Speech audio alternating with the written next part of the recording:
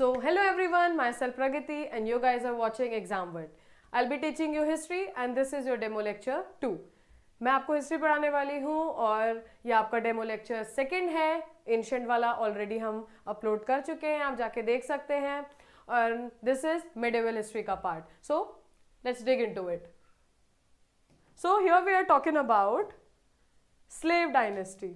Slave dynasty के बारे में हम बात करेंगे सबसे पहले. सो टाइमलाइन आपको पता होनी चाहिए कब से कब तक की है. 12,006 से 12,090 एडी तक की बात कर रहे हैं. सबसे पहले हमारे पास आता है कुतुब बिन ऐबक. कुतुब बिन ऐबक का टाइमलाइन आपको यहाँ पे दिया हुआ है. थोड़ा बहुत आप देखिए, यहाँ पे फोकस करिए, टाइमलाइन के अकॉर्डिंग चलिए कि कब से कब तक क्या आ रहे हैं. So he was former slave of Mohammad Ghori. Mohammad गोरी जो इससे पहले इन्वेजन करने के लिए इंडिया में आए थे, इनके ये फॉर्मर स्लेव थे. पहले ये इनके दास थे, मोहम्मद बिन ऐबक. फिर आता है short rain focused on retaining acquired territories. काफ़ी शॉर्ट इन्होंने राज करा था, काफ़ी ज़्यादा समय के लिए राज नहीं करा था और पूरा टाइम इनका किस में चला गया, रिटेनिंग एक्वायर्ड टेरिटरीज. टेरिटरीज को, जो पहले की टेरिटरीज इन्होंने एक्वायर करी थी, जो जीती थी, उन्हें ही वापस रिटेन करने में इनका जो छोटा सा रेंज जो है उसी में चला गया. Known for charities. चैरिटीज के मामले में जाने जाते हैं, जस्टिस के लिए और मॉस्क कंस्ट्रक्शन. मॉस्क कंस्ट्रक्शन उन्होंने बहुत सारी कराई, आपको पता होगा. ठीक है, तो मॉस्क कंस्ट्रक्शंस वगैरह इन्होंने कराई हैं. तो चैरिटीज़ के लिए जाने जाते हैं, जस्टिस और ये आर्किटेक्चर के लिए जाने जाते हैं. फिर सेकंड आते हैं हमारे इल्तुतमिश. ठीक है, इल्तुतमिश आते हैं. टाइमलाइन आप देख लीजिए, लिख रखा है आपके लिए, सब ऑलरेडी मेंशन है. इल्तुतमिश जो है, he was the son in law of Aibak. वो सन इन लॉ थे, दामाद थे ऐबक के, कुतुब बिन ऐबक के. ही सिक्योर्ड वेस्टिचर फ्रॉम बगदाद. बगदाद से आए थे हमारे. फिर suppress rebellions, strengthen central control.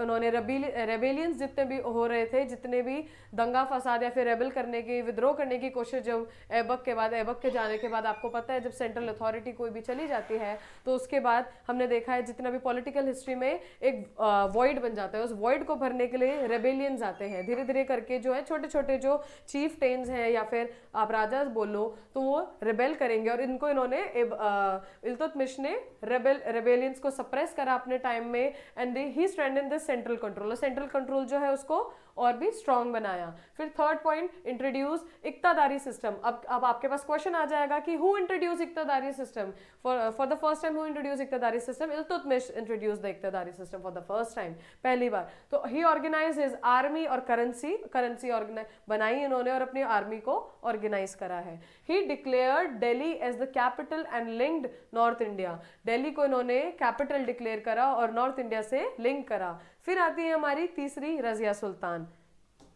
Razia Sultan का टाइमलाइन हमें यहाँ पे ऑलरेडी दे रखा है, आप देखिए. अब Razia Sultan was a daughter of Iltutmish. ठीक है, इल्तुतमिश की बेटी हैं. He faced opposition from nobles. अब जो नोबल्स थे उन्होंने अपोजिशन करा कि एक औरत कैसे बन सकती है सुल्तान. तो Razia Sultan was first and the only women who headed the Delhi Sultanat, who was crowned as a queen or king, let's just say king on for Delhi Sultanate. She reformed laws. जो पहले के जो laws बनाए गए थे, and she reformed laws, face challenges due to the gender biases. Gender biases के lens से इनको बहुत सारे biases देखने को मिले, इन्होंने face करे, और बहुत सारे इन्होंने reforms यहाँ पे देखने को मिलता है हमें, इन्होंने reform कर रहे हैं. She was murdered in 1240 में इनका मर्डर कर दिया गया, followed by brief rule of brother and nephew. फिर इनके मर्डर के बाद इनका भाई और इनके नेफ्यू ने अपने बहुत कम समय के लिए उन्होंने रूल करा. फिर हमारे पास इंपॉर्टेंट राजा जो है दिल्ली सल्तनत में, हम इंपॉर्टेंट लोगों की बात कर रहे हैं. ठीक है, इंपॉर्टेंट जो लोग थे. फिर बलबन आते हैं. टाइमलाइन प्रोवाइडेड है ऑलरेडी आपके पास. He ascended after court intrigue dominated Delhi. जब बलबन आते हैं हमारे दिल्ली सल्तनत पे राज करते हैं धीरे धीरे. ठीक है, तो इन्होंने बलबन आते हैं. He ascended the throne, he ascended the court intrigues and dominated Delhi. धीरे धीरे करके इन्होंने पहले तो नोबल्स को जीता अपनी तरफ, और धीरे धीरे करके ये सत्ता इन्होंने हासिल कर ली. फिर आता है he strengthened central authority. Central authority को इन्होंने स्ट्रॉन्ग करने की कोशिश करी. एंड सप्रेस लॉलेसनेस, और जितनी भी लॉलेसनेस बढ़ गई थी, क्योंकि आप देखते हैं रजिया सुल्तान जो थी वो एक ताकतवर शासक थी, फिर उनके बाद जो आए, उनके पहले भाई आए, फिर नेफ्यू आए, तो वो थोड़े कमजोर शासक थे। तो उस समय जो लॉलेसनेस जो होती है, जो ढीलापन पड़ जाता है सेंट्रल अथॉरिटी का, वो बढ़ गया था। बलबन आते हैं, बलबन ने इन सारी चीजों को हटाया, इन सारी चीजों को कम करा। फिर he introduce pitiless administration. Pitiless administration की बात हो रही है क्योंकि इनके टाइम पे जो हालत जो थी वो ज़्यादा ख़राब हो गई थी, इसलिए इन्होंने पिटीलेस एडमिनिस्ट्रेशन लेके आ रहे हैं, इंट्रोड्यूस कर रहे हैं। Also he strengthen his army as well, known for patronising Persian literature पे। इन्होंने जो है बलबन ने बहुत सारे पर्शियन लिटरेचर को पेट्रनाइज करना। पेट्रन्स और पेट्रनाइज करना क्या होता है, कोई भी अगर स्कॉलर आएगा तो किसी भी सुल्तान है उसके दरबार में आएगा, तो सुल्तान है उसको पेट्रनेज देगा, रहने के लिए, खाने के लिए, एक स्टेटस देगा, पोस्ट देगा अपने कोर्ट में, अपने दरबार में, और वो लिटरेचर प्रोड्यूस करेगा, जो भी वो आर्टिस्ट जो भी आर्ट उसे आती होगी वो उसे प्रोड्यूस करेगा। इसको पेट्रनेज बोलते हैं। पेट्रन और क्लाइंट का रिलेशनशिप यही होता है। और मेडिवल टाइम में सबसे ज़्यादा इंपॉर्टेंट, ना ही इंडिया में ही नहीं, बाकी यूरोप में या फिर आपको दुनिया का कोई सा भी हिस्सा देख लेंगे तो ये पेट्रन क्लाइंट रिलेशनशिप जो था ये बहुत ज़्यादा डोमिनेंट था, बहुत ज़्यादा इंपॉर्टेंट था। ही ऑल्सो इंक्लूडिंग अमीर खुसरो को भी उन्होंने पेट्रनेज दी। अमीर खुसरो, आप बताएंगे अमीर खुसरो ने क्या लिखा था कॉमेंट सेक्शन में। फिर अब मेन फीचर्स हम देखेंगे बलबन के राजशासन के क्या थे। सबसे पहले he introduce divine right theory of kingship. Balban जो है अपने साथ लाते हैं डिवाइन राइट थ्योरी। अब डिवाइन राइट थ्योरी क्या होती है? डिवाइन राइट थ्योरी में किंगशिप के लिए ये ऐसी थ्योरी है जहाँ पे शासक बोलता है कि मुझे कोई सुपर नेचुरल पावर, या फिर आप बोल सकते हैं किसी गॉडली पावर ने ओडेन करा है, बोला है कि हम आप शासन करने लायक हैं, हमारी जो कम्युनिटी है या फिर हमारा जो परिवार है वो किंग्स का परिवार। तो डिवाइन राइट थ्योरी जो है वो बलबन सबसे पहले लेकर आ रहा है, डिवाइन राइट थ्योरी किंगशिप की। फिर he implemented the sajda a gesture of respect for sultan. सजदा जो है नीचे बैठ करके बो डाउन करना और सुल्तान को एक रिस्पेक्ट देने का ये जो रिचुअल था, बलबन सबसे पहले अपने कोर्ट में लेके आते हैं। पहला तो डिवाइन राइट थ्योरी, फिर सजदा का ये जो रिचुअल होता है बलबन लेके आ रहे हैं। He abolish Turkan Chahalgani and strengthed central control. Turkan Chahalgani को अबॉलिश करा है और सेंट्रल कंट्रोल इन्होंने स्ट्रेंथन करा है। फिर ही इंट्रोड्यूस दीवाने अर्ज। दीवाने अर्ज क्या है? मिलिट्री डिपार्टमेंट को जो बोलेंगे, जो आप जो डिपार्टमेंट मिलिट्री का खर्चा, एक्सपेंडिचर या फिर उसको मेंटेनेंस का काम करेगा वो दीवाने अर्ज होगा। ही इंट्रोड्यूस दीवाने अर्ज जो डिपार्टमेंट है ये इन्होंने इंट्रोड्यूस करा अपने एडमिनिस्ट्रेशन में और मिलिट्री अफेयर्स के लिए। जितना भी मैंने अभी आपको बताया मिलिट्री अफेयर्स जो है दीवाने अर्ज दिखेगा। फिर he last point, he undertook the construction of forts and completion of Qutub Minar. Qutub Minar जो है वो शुरू ऐबक के समय हुआ था, बलबन के टाइम आके खत्म हुआ है। फोर्ट्स इन्होंने कंस्ट्रक्ट करवाए हैं और इम्प्लीमेंटेशन कराया है, सॉरी कंप्लीशन कराया, कुतुब मीनार का जो कंस्ट्रक्शन का काम है इन्होंने खत्म करवाया है बलबन ने। ठीक है, let's move to the another point. अब हमारे पास खिलजी डायनेस्टीज आ गई हैं। ठीक है, स्लेव डायनेस्टी के बाद खिलजी डायनेस्टी आपके पास आ गई है। टाइमलाइन आपके पास है 1290 टू 1320 एडी। फिर आता है सबसे पहले जलाउद्दीन खिलजी। जलाउद्दीन खिलजी का टाइमलाइन हमने आपको दे रखा है यहाँ पे ब्रैकेट में। अब देखिए, he was the founder of the Khilji dynasty known for his kindness. Founder है खिलजी डायनेस्टी का। इन्वेडेड जो है रणथंबोर जो है उन्होंने इन्वेड करा है, जलाउद्दीन ने रणथंबोर इन्वेड करा and face challenges in his rain. और अपने रेन में, अपने शासन में इन्होंने काफ़ी चैलेंजेस फेस करे। जलाउद्दीन के बाद आ रहे हैं हमारे अलाउद्दीन खिलजी। अलाउद्दीन खिलजी आते हैं 1296 से 1316 एडी तक इन्होंने शासन करा है। काफ़ी इंपॉर्टेंट खिलजी शासक हैं। अब देखते हैं, लेट्स सी कि इनके बारे में क्या पता है हमको। So use lavish rewards to win nobles loyalty. अब नोबल्स की लॉयल्टी को उन्होंने जीतने के लिए, नोबल्स जो होते हैं नोबल क्लास की लॉयल्टी को जीतने के लिए उन्होंने उन्हें रिवॉर्ड्स देना शुरू करा, लेविश। ठीक है, लेविश रिवॉर्ड देना शुरू करा।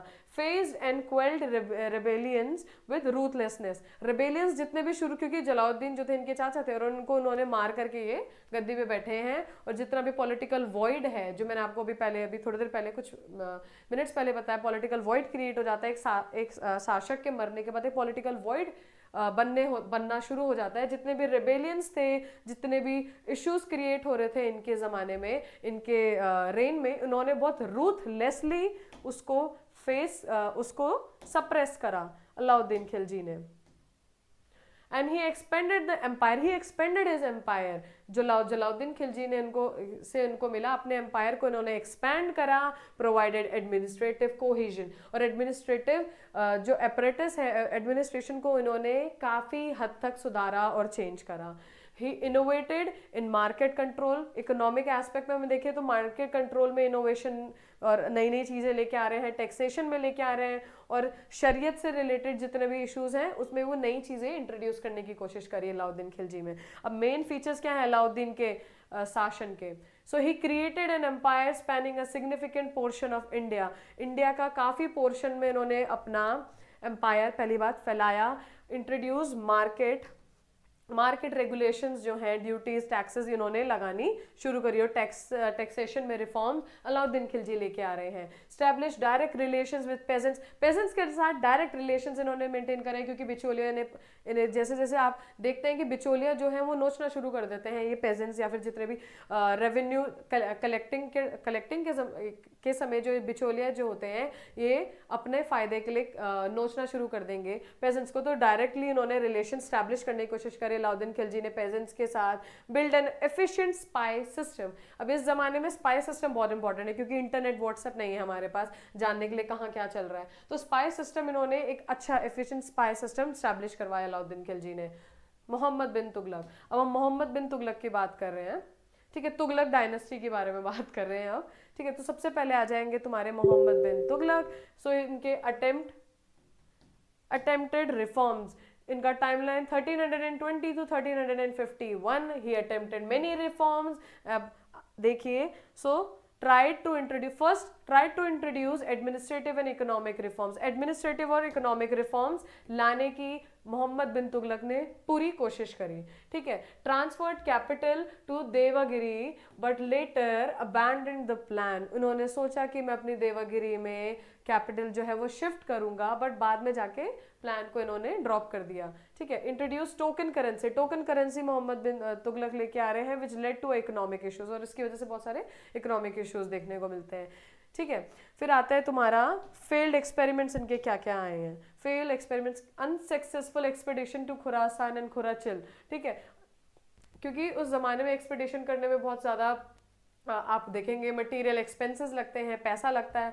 तो ये जो फेल एक्सपेरिमेंट्स जो है वो बहुत भारी पड़े मोहम्मद बिन तुगलक पर और उनकी ट्रेजरी पे। तो ही सो फर्स्ट अनसक्सेसफुल आपका यहाँ पे क्या अनसक्सेसफुल एक्सपेडिशन हो जाएगा खुरासान और खुराचिल पे। फिर ill advised financial experiments in Doab, पूरे आप देखेंगे जितना भी इनका जहाँ पे जो मेन सेंटर और पेरीफेरी जो होता है, हर शासक का एक सेंटर और पेरीफेरी होता है, तो हम देखेंगे जो एक फाइनेंशियल एक्सपेरिमेंट्स जो जितने भी इन्होंने करने की कोशिश करी अपने सेंटर में, वो सारे खराब और फेल हुए। फिर he attempted to control markets and agriculture with harsh measures, और कोशिश करी कि मार्केट को कंट्रोल करे, एग्रीकल्चर को कंट्रोल करे बहुत ही हार्श मेजर्स के थ्रू। और जब हार्श मेजर्स यूज करता है कोई भी शासक, तो क्या होता है, जो पेजेंट्स जो होते हैं वो थोड़े बहुत रिवोल्ट करने की कोशिश करेंगे। किन जरियों से कोशिश करेंगे, वो सबसे इंपॉर्टेंट चीज़ एक पेजेंट या फिर एक रेवेन्यू देने वाला क्या कर सकता है एक शासक के साथ, कि वो डेजर्ट कर दे, उस जगह से जगह छोड़ के चले जाए। और जब जगह छोड़ के चला जाएगा तो रेवेन्यू कौन देगा, ठीक है। तो जब ये हार्श मेजर्स यूज करेंगे तो कुछ ना कुछ उन्हें रिपरकशंस देखने को मिलेंगे। तो मोहम्मद बिन तुगलक के फेल्ड एक्सपेरिमेंट्स के बारे में बात हो गई। So main features of Mohammad bin Tughlaq, main features क्या थे पर he introduce various administrative and economic reforms, बहुत सारे एडमिनिस्ट्रेटिव और इकोनॉमिक रिफॉर्म्स लेके आए Mohammad bin Tughlaq. Undertook unsuccessful expedition and financial experiments, बहुत सारे अनसक्सेसफुल एक्सपेडिशंस करे, एक्सपेरिमेंट्स करे जो कि कंप्लीटली फेल हुए बाद में जाके। He created chaos and revolt due to financial failed experiments, ठीक है। बहुत सारा क्योस जो होता है अभी मैंने आपको बताया, और मटेरियल एक्सपेंडिचर होता है, इकोनॉमिक एक्सपेंडिचर होता है, इन सारी चीज़ों से क्या हुआ, क्योस क्रिएट हुआ और बहुत सारे लोगों ने रिवोल्ट करना शुरू कर दिया इस टाइम पे। अब नेक्स्ट आ जाएंगे दूसरे शासक है हमारे पास फिरोज शाह तुगलक। फिरोज शाह तुगलक का टाइम आपके पास दे रखा है हमने 1351 to 1388 AD। अब पॉलिसीज क्या लेके आ रहे हैं हमारे Firoz Shah Tughlaq? Appease nobility, army and theologians for stability. ठीक है, नोबिलिटी को, आर्मी को, थियोलॉजियंस क्या होते हैं? जो रिलीजन से, धर्म से जुड़े हुए लोग होते हैं, थियोलॉजियंस। नोबिलिटी, आर्मी को अपीस करने की कोशिश करी इन्होंने, स्टेबल करने की कोशिश करी, हालात जो है उनके लिए स्टेबल करने की कोशिश करी। ठीक है, he introduce heredity in succession for nobles and soldiers. अब सोल्जर्स और नोबल्स के लिए उन्होंने एक इंपॉर्टेंट काम क्या करा? हेरिडिटी जो है इंट्रोड्यूस करी कि आपका अगर कोई नोबल है, कोई सोल्जर है, तो उसका बेटा होगा या फिर उसकी जो औलाद होगी वो उसकी पोजीशन लेगी। ये चीज़ें अपीजमेंट का एक तरीका है ताकि उनकी जॉब सिक्योर रहे। तो ये इन्होंने फिरोज शाह तुगलक ने तरकीब अपनाई।